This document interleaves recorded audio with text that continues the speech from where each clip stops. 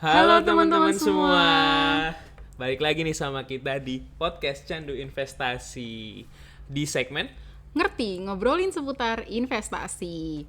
Nah, jadi di segmen Ngerti ini di season 2 itu bakal ditemenin sama kita-kita nih. Sebelumnya kenalan dulu kali ya. Aku ada Dila di sini. Aku ada Boma. Oke, nah jadi kita tuh bakal bahas apa nih, Bom? Buat episode kali ini. Nih, ada satu berita nih. Coba kamu bisa menebak pikiranku nggak? Berita yang lagi marak tentang penipuan investasi. Tahu sih Apa? soal investasi alkes, alat kesehatan. Ya, Iya bener ya banget sih. kan? Itu tuh kayak di berita lagi marak-maraknya banget karena kayak jumlah uh, Kerugian.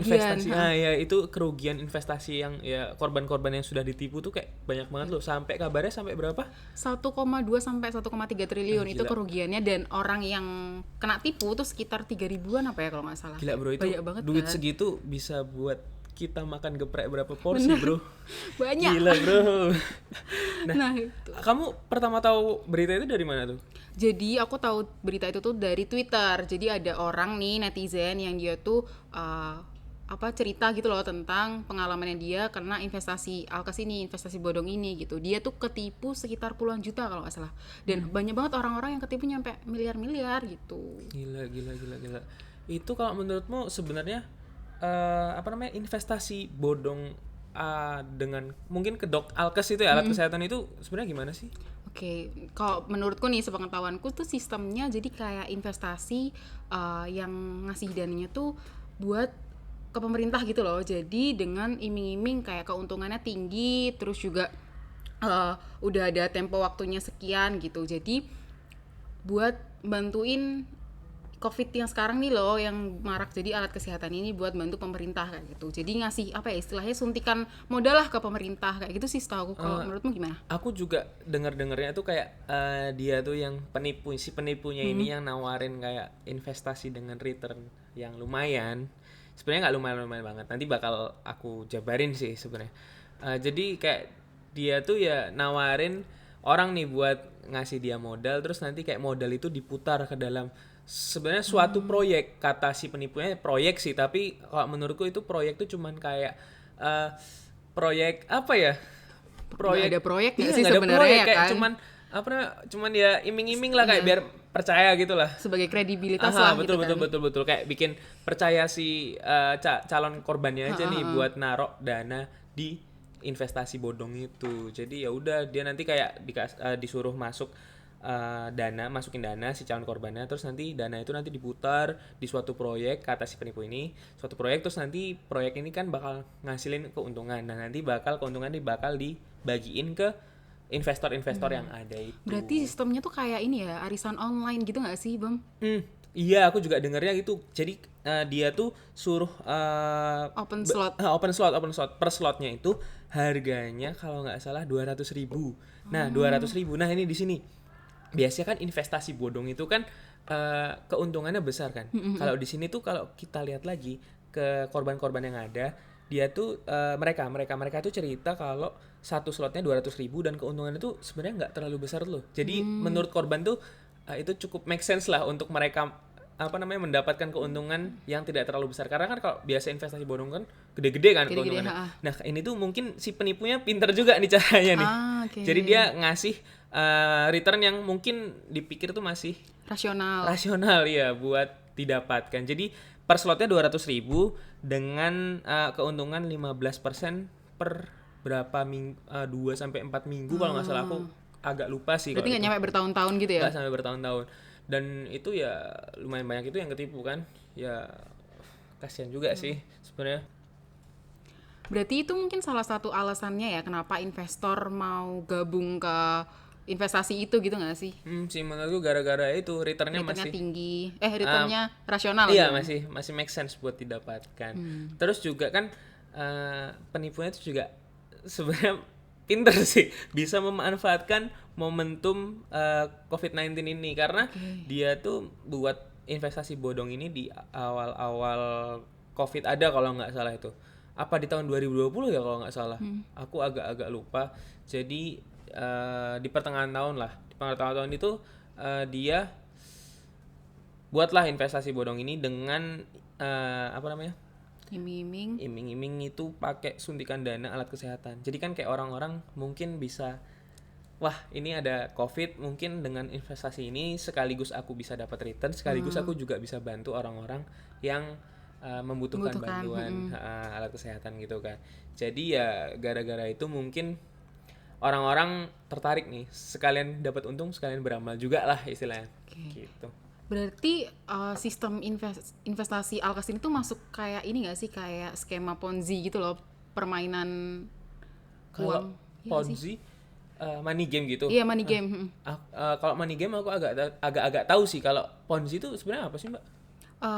Ya sama sih, maksudnya skema Ponzi itu ya money game itu atau permainan Oh, uang kayak gitu. Jadi menurutku tuh masuk sih investasi Alkas ini ke skema Ponzi itu. Jadi sistemnya kayak ya penipuan investasi yang dimana kayak klien tuh ngasih dananya dia ke tanda kutip nih manajer portofolionya buat ngedapetin return yang tinggi, terus juga tanpa ada risiko kayak gitu. Padahal kan kalau dipikir-pikir ya prinsipnya investasi ini ya sih kayak high risk high return. Jadi kalau dipikir-pikir ya nggak masuk akal aja gitu kalau misalnya nawarin investasi tanpa ada risiko sama sekali kayak gitu. Bener.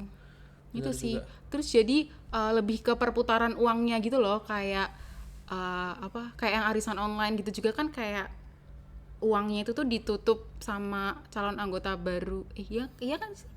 Setauku kalau money game rata-rata gitu sih, kayak apa ya? Piramid. Jadi kalau misal si penipu satu, terus ada calon korban nih, direkrutlah dia sama si penipu ini, masuk ngasih apa namanya, ngasih modal kan, ngasih suntikan modal. Nah terus si korban yang udah direkrut ini disuruh nyari calon korban lainnya. Jadi nanti si korban pertama ini dapat returnnya itu sebenarnya bukan dari proyek-proyek yang diimingi, tapi dari itu Dana dari anggota barunya itu kan. bener. Jadi ya kayak sebenarnya bukan investasi yang benar-benar investasi kayak hasil dari suatu proyek atau penjualan atau dan lain-lain gitulah, tapi cuman emang pure dari perputaran uang internal kalau menurut. Nah berarti gimana sih caranya biar kita tuh terhindar nih dari investasi skema Ponzi itu, gimana sih kira-kira? Dari kayak money game itu tadi ya. dari- Kalau menurutku ya, yang satu pasti jangan percaya kalau ada investasi dengan return yang gede tapi resikonya kecil, karena kayak prinsip investasi bos. Apa, Oke, bos? balik lagi Apa, high bos? risk high return. Bener.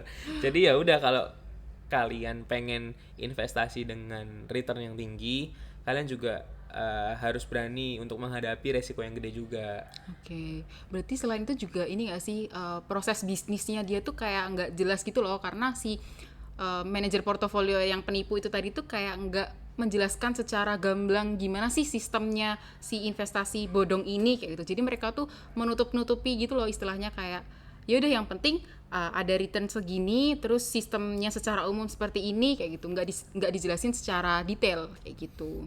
Itu juga bisa sih, karena kan nah di sini kita perannya harus, menurutku sebelum masuk ke suatu investasi jangan buta apa namanya, Literasi keuangannya ya. literasi keuangannya. Karena kalau misal kita buta literasi keuangan ya tadi akhirnya terjerumus. Terus juga kita harus tahu apa yang kita bakal modalin tuh loh. Kalau kita misal nggak tahu apa yang kita modalin kan pasti ya udah bisa jadi kayak gini kan. Kita nggak tahu apa yang kita modalin, kayak cuman yuk ada investasi bagus nih, returnnya gede, asal masuk, tapi nggak kita cari tahu nih sebenarnya apa yang kita bakal modalin itu. Jadi ya mau nggak mau kita harus tahu sebenarnya skema si perusahaan atau itu organisasi yang bakal kita modalin itu bagaimana. Kalau misal nggak jelas itu patut dicurigai bro. Karena ya tadi ciri-cirinya salah satunya itu. Berarti ya kita harus tahu nih apa namanya legalitas dari perusahaan yang bakal kita investasi. Iya, tapi kalau nggak salah ya, aku baca di berita ini tuh yang investasi bodong Alkes ini dia ngatasnamain pemerintah juga. Oh, oke. Nah, berarti kalau kayak gitu ya agak susah juga ya. Iya sih, benar-benar. Tapi yang jelas apa namanya, yang penting kayak kita tuh harus cari tahu gitu nggak sih kalau misalnya investasi ke orang yang nggak jelas. Maksudnya kalau di pasar modal kan udah ada regulatornya nih, kayak udah diawasin oleh OJK, berarti nggak bakal maksudnya risikonya tuh bakal minim banget gitu loh daripada kita investasi ke orang, apalagi teman dekat gitu kan. Ini kan biasanya korban-korbannya ya teman-teman dekat gitu nggak sih? Soalnya biasanya orang calon korban baru itu yang tahu biasanya cuman biasanya juga dari temennya dia kan yang upload di sosmed kan. Iya, Nggak sih benar. biasanya kan kalau orang sekarang dapat return misal dari kripto atau dari saham langsung diupload. Wih, dapat kan. Terus kayak mau nggak join nggak gitu Oh, nggak enggak. sih? Terus orang kan pasti kalau lihat duit langsung Ya tergiur. Bener banget. jadi ya jangan langsung percaya juga ya walaupun sama temen dan temen Iya. itu udah dapat keuntungan karena juga dari skema Ponzi ini juga gimana sih apa kayak akhir dari skema Ponzi itu karena dia tuh nanti kayak kasus ini tuh bisa terungkap pasti karena si korban terakhir itu kayak nggak dapat return kan kayak dananya kan pasti sebelumnya korbannya dapat return terus kayak dia nyebarin berita kayak nyebarin di sosmed ya aku dapat keuntungan nih terus kalian mau join nggak terus banyak yang join terus dapat keuntungan lagi nyebarin lagi banyak yang join tapi pada sampai titik dimana si investasi bodongnya ini nggak dapat calon korban lagi dia kayak kehilangan perputaran uangnya kan sih, jadi nggak bisa ngasih return ke korban terakhir jadi maka dari itu si korban terakhir itu kayak nge-spill ya, bener. wah ini investasinya nggak bener nih padahal ya emang karena investasinya ini nggak dapat korban lagi jadi dia jadi yang terakhir. Nah maka dari itu jangan sampai sih kita masuk ke investasi kayak ini karena mana tahu kita jadi korban terakhir kan nggak ada yang tahu kan dan ini juga nggak resmi kan investasinya jadi nggak sangat-sangat tidak disarankan kan ya. Oke, padahal tuh sebenarnya investasi tuh juga mudah nggak sih? Maksudnya asalkan kita tahu investasinya tuh bener. Maksudnya ketika kita nyari mau menginvestasikan duit kita kan pasti kita harus cari tahu dulu kan perusahaan kita bakal investasi kemana, terus itu tuh duitnya gimana. Maksudnya tuh bakal lebih jelas gitu loh kalau misalnya investasi di pasar modal, ya nggak sih? Bener. Apalagi sekarang kayak zaman udah digital gini terus kayak udah banyak platform-platform yang menyediakan investasi yang resmi terus kayak udah gampang banget loh kayak contohnya ada reksadana dari Bibit. Nah mungkin yang Bibit itu bisa tuh nanti kita bahas di episode selanjutnya karena menurutku tuh Bibit itu salah satu platform yang bener-bener user friendly banget loh jadi kayak kita yang bener-bener baru pengen terjun ke dunia investasi itu menurutku gampang banget tuh loh buat gunain aplikasi itu dan berinvestasi di sana karena di sana juga kita nggak dituntut buat tahu literasi keuangan karena udah dikelola maksudnya udah diatur sama manajer investasi ya kan? Untuk lebih lanjutnya nanti bakal dibahas di episode selanjutnya sih. Jadi kalian harus pantengin podcast kita di next episode. Betul. Tapi kok omong-omong ini muka kita gelap banget ya. Kayaknya ada yang belum lupa dinyalain. Oh, buat closing kita nyalain ini ya. Yoi. Biasanya kalau opening dinyalain ini closing dinyalain nggak apa-apa ya. Nggak apa. Masih awal bro. Nyalain nggak sih? Oke, sambil kita tutup ya. Oke, boleh. Oke guys, berarti sampai jumpa di podcast Candu Investasi. Oh iya, jangan lupa nih buat teman-teman bisa follow Spotify-nya kita, Candu Investasi, dan juga Instagram KSPM UPNVY. Gitu sih, mungkin sekian dari kita. Bye-bye, see you. Bye-bye.